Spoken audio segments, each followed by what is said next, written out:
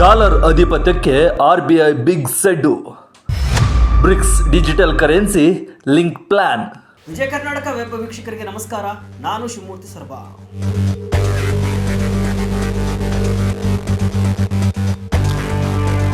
ಜಾಗತಿಕ ಅರ್ಥ ವ್ಯವಸ್ಥೆಯಲ್ಲಿ ದೊಡ್ಡ ಮಟ್ಟದ ಬದಲಾವಣೆಗೆ ಭಾರತ ಕೈ ಹಾಕಿದೆ. ಅದರಲ್ಲೂ ಅಮೆರಿಕದ ಡಾಲರ್ ಚಕ್ರಾಧಿಪತ್ಯಕ್ಕೆ ಕಡಿವಾಣ ಹಾಕಲು RBI ಮಸ್ತ್ ಪ್ಲಾನ್ ಅನ್ನು ಮಾಡಿಕೊಂಡಿದೆ. ಬ್ರಿಕ್ಸ್ ಅಧ್ಯಕ್ಷತೆ ವಹಿಸಿದ ಬೆನ್ನಲ್ಲೇ ಭಾರತ ಒಂದು ಗೇಮ್ ಚೇಂಜಿಂಗ್ ಪ್ರಸ್ತಾಪವನ್ನು ಮುಂದಿಟ್ಟಿದೆ. ಬ್ರಿಕ್ಸ್ ರಾಷ್ಟ್ರಗಳ ನಡುವೆ ಅಧಿಕೃತ ಡಿಜಿಟಲ್ ಕರೆನ್ಸಿಗಳನ್ನು ಅಥವಾ CBDCಗಳನ್ನು ಪರಸ್ಪರ ಜೋಡಣೆ ಮಾಡುವ ಮಹತ್ವದ ಪ್ರಸ್ತಾಪವನ್ನು ಭಾರತೀಯ ರಿಸರ್ವ್ ಬ್ಯಾಂಕ್ ಸರ್ಕಾರದ ಮುಂದೆ ಇಟ್ಟಿದೆ. ಈ ಮೂಲಕ ಗಡಿಯಾಚೆಗಿನ ವ್ಯಾಪಾರ ಮತ್ತು ಪ್ರವಾಸೋದ್ಯಮ ಪೇಮೆಂಟ್ಗಳನ್ನು ಈಸಿ ಮಾಡುವುದು ಮಾತ್ರವಲ್ಲದೆ ಪರೋಕ್ಷವಾಗಿ ಅಮೆರಿಕದ ಡಾಲರ್ ಮೇಲಿನ ಅವಲಂಬನೆಯನ್ನು ತಗ್ಗಿಸುವ ತಂತ್ರಗಾರಿಕೆ ಕೂಡ ಇದರಲ್ಲಿ ಅಡಗಿದೆ. ಈ ಕುರಿತು ರಾಯ್ಟರ್ಸ್ ವರದಿಯನ್ನ ಮಾಡಿದ್ದು 2026ರಲ್ಲಿ ಭಾರತದಲ್ಲಿ ನಡೆಯಲಿರುವ ಬ್ರಿಕ್ಸ್ ಶೃಂಗಸಭೆಯ ಅಜೆಂಡಾದಲ್ಲಿ ಈ ವಿಷಯವನ್ನ ಸೇರಿಸುವಂತೆ RBI ಭಾರತ ಸರ್ಕಾರಕ್ಕೆ ಶಿಫಾರಸನ್ನ ಮಾಡಿದೆ. ಹಾಗಾದ್ರೆ ಏನಿದು ಡಿಜಿಟಲ್ ಕರೆನ್ಸಿ ಲಿಂಕಿಂಗ್? ಇದರಿಂದ ಆಗುವ ಲಾಭಗಳೇನು? ಅಮೆರಿಕದ ಅಧ್ಯಕ್ಷ ಡೊನಾಲ್ಡ್ ಟ್ರಂಪ್ ಅವರ ಬೆದರಿಕೆಯ ನಡುವೆಯೂ ಭಾರತ ಮತ್ತು ಬ್ರಿಕ್ಸ್ ರಾಷ್ಟ್ರಗಳು ಈ ಸಾಹಸಕ್ಕೆ ಕೈ ಹಾಕ್ತಾ ಇರುವುದು ಯಾಕೆ? ಡೀಟೇಲ್ ಆಗಿ ನೋಡ್ಕೊಂಡ್ಬರೋಣ. ಏನಿದು RBIನ ಹೊಸ ಪ್ರಸ್ತಾವನೆ? 2026ರ ಬ್ರಿಕ್ಸ್ ಶೃಂಗಸಭೆಯ ಟಾರ್ಗೆಟ್. ಹೌದು, RBI ಗೇಮ್ ಚೇಂಜಿಂಗ್ ಪ್ರಸ್ತಾಪವನ್ನ ಬ್ರಿಕ್ಸ್ ರಾಷ್ಟ್ರಗಳ ಮುಂದೆ ಇಟ್ಟಿದೆ. ಇದು ಅಮೆರಿಕದ ಡಾಲರ್ಗೆ ಸೆಡ್ಡು ಹೊಡೆಯುವ ಪ್ರಕ್ರಿಯೆ ಎನ್ನಲಾಗ್ತಾ ಇದೆ. ಭಾರತೀಯ ರಿಸರ್ವ್ ಬ್ಯಾಂಕ್ ಬ್ರಿಕ್ಸ್ ರಾಷ್ಟ್ರಗಳಾದ ಬ್ರೆಜಿಲ್, ರಷ್ಯಾ, ಭಾರತ, ಚೀನಾ ಮತ್ತು ದಕ್ಷಿಣ ಆಫ್ರಿಕಾ ಸೇರಿ ಇತರೆ ಸದಸ್ಯ ರಾಷ್ಟ್ರಗಳ ರಿಸರ್ವ್ ಬ್ಯಾಂಕ್ನ ಡಿಜಿಟಲ್ ಕರೆನ್ಸಿಗಳನ್ನು ಪರಸ್ಪರ ಸಂಪರ್ಕಿಸುವ ಮತ್ತು ಲಿಂಕ್ ಮಾಡುವ ಪ್ರಸ್ತಾಪವನ್ನು ಮುಂದೆ ಇಟ್ಟಿದೆ. ಮೂಲಗಳ ಪ್ರಕಾರ RBI ಈ ಪ್ರಸ್ತಾವನೆಯನ್ನ ಭಾರತ ಸರ್ಕಾರಕ್ಕೆ ಶಿಫಾರಸು ಮಾಡಿದ್ದು 2026ರಲ್ಲಿ ಭಾರತವು ಆತಿಥ್ಯ ವಹಿಸಲಿರುವ ಬ್ರಿಕ್ಸ್ ಶೃಂಗಸಭೆಯ ಅಧಿಕೃತ ಕಾರ್ಯಸೂಚಿಯಲ್ಲಿ ಇದನ್ನು ಸೇರಿಸಲು ಕೋರಿದೆ.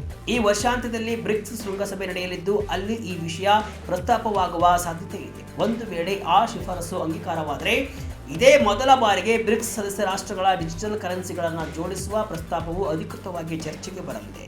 ಇದರ ಮುಖ್ಯ ಉದ್ದೇಶವೇನೆಂದರೆ ಸದಸ್ಯ ರಾಷ್ಟ್ರಗಳ ನಡುವಿನ ಅಂತಾರಾಷ್ಟ್ರೀಯ ವ್ಯಾಪಾರ ಮತ್ತು ಪ್ರವಾಸೋದ್ಯಮ ಪೇಮೆಂಟ್ಗಳನ್ನು ಹೆಚ್ಚು ಸರಳ, ವೇಗ ಮತ್ತು ಪರಿಣಾಮಕಾರಿಯನ್ನಾಗಿ ಮಾಡುವುದು. ಇದು ರಿಯೋ ಶೃಂಗಸಭೆಯ ಮುಂದುವರೆದ ಭಾಗ.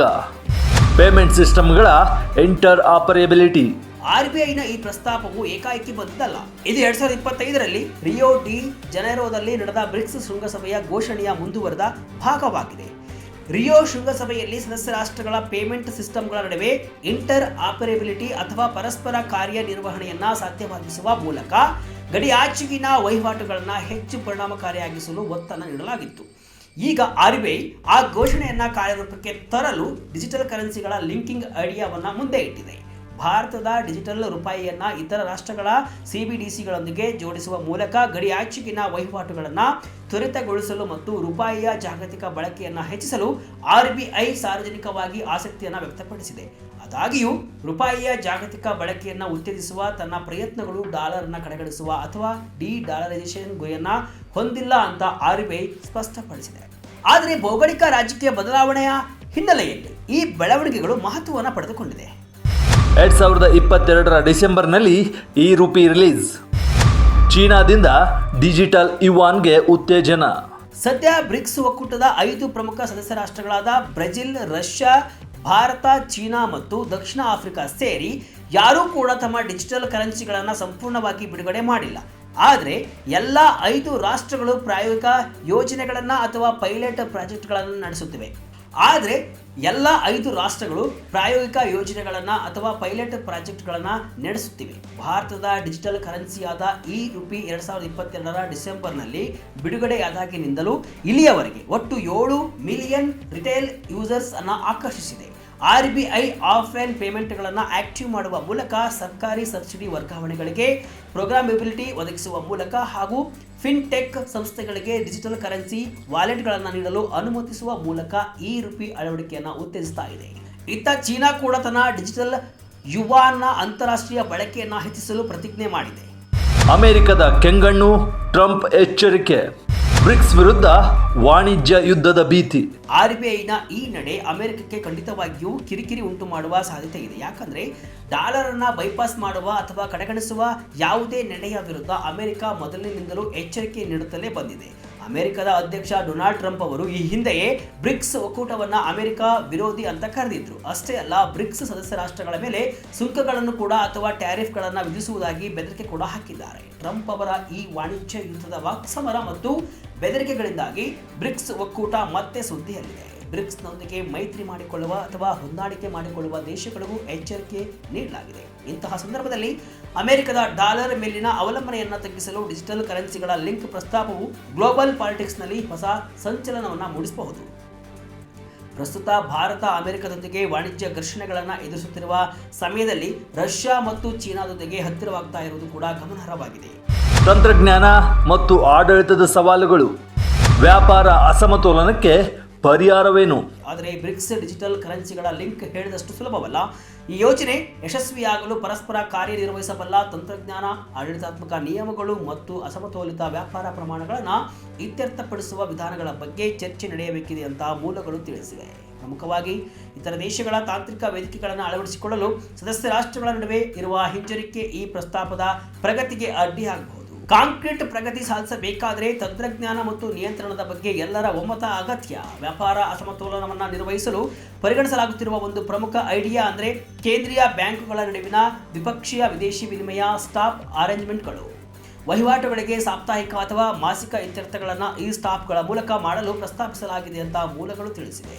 ಈ ಹಿಂದೆ ರಷ್ಯಾ ಮತ್ತು ಭಾರತ ಸ್ಥಳೀಯ ಕರೆನ್ಸಿಗಳಲ್ಲಿ ಹೆಚ್ಚು ವ್ಯಾಪಾರ ನಡೆಸಲು ಮಾಡಿದ ಪ್ರಯತ್ನಗಳು ಅಡೆತಡೆಗಳನ್ನು ಎದುರಿಸಿದವು. ರಷ್ಯಾ ಬಳಿ ಭಾರತದ ರೂಪಾಯಿಗಳ ದೊಡ್ಡ ಸಂಗ್ರಹವೇ ಉಳಿದುಕೊಂಡಿತ್ತು ಮತ್ತು ಅದಕ್ಕೆ ಸೀಮಿತ ಬಳಕೆ ಇತ್ತು.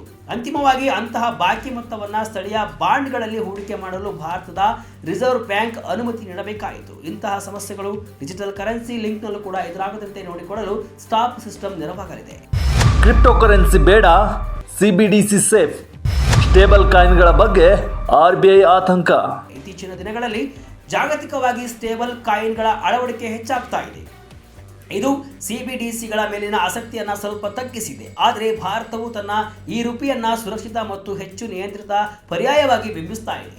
RBI ಉಪ ಗವರ್ನರ್ ಟಿ ರವಿಶಂಕರ್ ಅವರು ಕಳೆದ ತಿಂಗಳು ಹೇಳಿದಂತೆ ಸ್ಟೇಬಲ್ ಕಾಯಿನ್ಗಳಿಗೆ ಸಂಬಂಧಿಸಿದ ಅನೇಕ ಅಪಾಯಗಳನ್ನು ಸಿಬಿಡಿಸಿಗಳು ಹೊಂದಿರುವುದಿಲ್ಲ.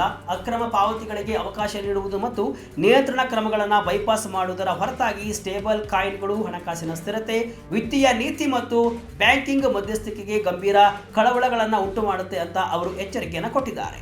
ವ್ಯಾಪಕವಾದ ಸ್ಟೇಬಲ್ ಕಾಯಿನ್ ಬಳಕೆಯ ರಾಷ್ಟ್ರೀಯ ಪಾವತಿ ವ್ಯವಸ್ಥೆಯನ್ನು ವಿಘಟಿಸಬಹುದು ಮತ್ತು ಡಿಜಿಟಲ್ ಪೇಮೆಂಟ್ ಎಕೋಸಿಸ್ಟಮ್ ಅನ್ನು ದುರ್ಬಲಗೊಳಿಸಬಹುದು ಎಂಬ ಭಯ ಭಾರತಕ್ಕೆ ಇದೆ. ಹೀಗಾಗಿ RBI ಖಾಸಗಿ ಕ್ರಿಪ್ಟೋ ಕರೆನ್ಸಿ ಅಥವಾ ಸ್ಟೇಬಲ್ ಕಾಯಿನ್ಗಳ ಬದಲಿಗೆ ಸರ್ಕಾರದ ನಿಯಂತ್ರಣದಲ್ಲಿರುವ ಡಿಜಿಟಲ್ ಕರೆನ್ಸಿಗಳ ಜೋಡಣೆಗೆ ಹೆಚ್ಚು ಒತ್ತನ್ನು ನೀಡ್ತಾ ಇದೆ. 2009ರಿಂದ ಬೃಹತ್ ಒಕ್ಕೂಟವಾಗಿ ಬೆಳೆದ ಬ್ರಿಕ್ಸ್ ಹೊಸ ಸದಸ್ಯರ ಸೇರ್ಪಡೆಯೊಂದಿಗೆ ವಿಸ್ತರಣೆ. 2009ರಲ್ಲಿ ಬ್ರೆಜಿಲ್, ರಷ್ಯಾ, ಭಾರತ ಮತ್ತು ಚೀನಾ ಸೇರಿ ಸ್ಥಾಪಿಸಿದ ಬ್ರಿಕ್ಸ್ ನಂತರ ದಕ್ಷಿಣ ಆಫ್ರಿಕಾವನ್ನು ಸೇರಿಸಿಕೊಂಡು ವಿಸ್ತರಿಸಿತು. ಇದೀಗ ಯುನೈಟೆಡ್ ಅರಬ್ ಎಮಿರೇಟ್ಸ್, ಇರಾನ್ ಮತ್ತು ಇಂಡೋನೇಷ್ಯಾದಂತಹ ಹೊಸ ಸದಸ್ಯರನ್ನ ಸೇರಿಸಿಕೊಳ್ಳುವ ಮೂಲಕ ಮತ್ತಷ್ಟು ವಿಸ್ತಾರವಾಗಿದೆ. ಈ ಹಿಂದೆ ಬ್ರಿಕ್ಸ್ ಅನ್ನ ಅಮೆರಿಕಕ್ಕೆ ಪ್ರಮುಖ ಆರ್ಥಿಕ ಪ್ರತಿಸ್ಪರ್ಧೆಯನ್ನಾಗಿ ಮಾಡುವ ಪ್ರಯತ್ನಗಳು, ಸಾಮಾನ್ಯ ಬ್ರಿಕ್ಸ್ ಕರೆನ್ಸಿಯನ್ನು ರಚಿಸುವ ಮಹತ್ವಾಕಾಂಕ್ಷೆ ಸೇರಿ ಹಲವು ಅಡೆತಡೆಗಳನ್ನು ಎದುರಿಸಿದವು.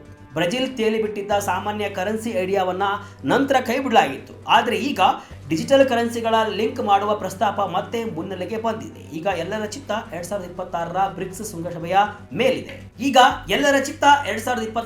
ಬ್ರಿಕ್ಸ್ ಶೃಂಗಸಭೆಯ ಮೇಲಿದೆ. ಭಾರತ ಆತಿಥ್ಯ ವಹಿಸಲಿರುವ ಈ ಶೃಂಗಸಭೆಯಲ್ಲಿ ಡಿಜಿಟಲ್ ಕರೆನ್ಸಿಗಳ ಜೋಡಣೆಯ ಪ್ರಸ್ತಾಪ ಅಂಗೀಕಾರವಾದರೆ ಅದು ಜಾಗತಿಕ ಆರ್ಥಿಕ ವ್ಯವಸ್ಥೆಯಲ್ಲಿ ಒಂದು ಕ್ರಾಂತಿಕಾರಿ ಬದಲಾವಣೆಯಾಗಲಿದೆ.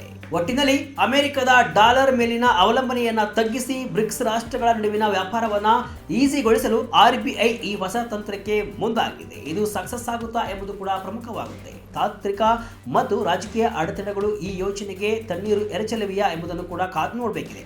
ಸದ್ಯಕ್ಕೆ RBI, ಭಾರತ ಸರ್ಕಾರ ಮತ್ತು ಚೀನಾ, ಬ್ರೆಜಿಲ್, ರಷ್ಯಾ ಕೇಂದ್ರೀಯ ಬ್ಯಾಂಕ್ಗಳು ಈ ಬಗ್ಗೆ ಅಧಿಕೃತ ಪ್ರತಿಕ್ರಿಯೆ ನೀಡಿಲ್ಲವಾದರೂ ಕೂಡ ತೆರೆಮರೆಯಲ್ಲಿ ನಡೆಯುತ್ತಿರುವ ಈ ತಯಾರಿ ಭವಿಷ್ಯದ ಆರ್ಥಿಕ ಯುದ್ಧದ ಮುನ್ಸೂಚನೆಯಂತೂ ಹೌದು. ಇದಿಷ್ಟು ಇವತ್ತಿನ ವಿಶೇಷ. ಇದೇ ರೀತಿ ಹಲವು ವಿಶ್ಲೇಷಣೆ ಮಾಹಿತಿಯಷ್ಟೇ ಅಲ್ಲ, ಮನೋರಂಜನೆಯ ವಿಡಿಯೋಗಳಿಗಾಗಿ ವಿಜಯ ಕರ್ನಾಟಕ ವೆಬ್ಸೈಟ್, ಫೇಸ್ಬುಕ್ ಹಾಗೂ ಯೂಟ್ಯೂಬ್ ಪೇಜನ್ನು ಫಾಲೋ ಮಾಡಿ. ಧನ್ಯವಾದಗಳು.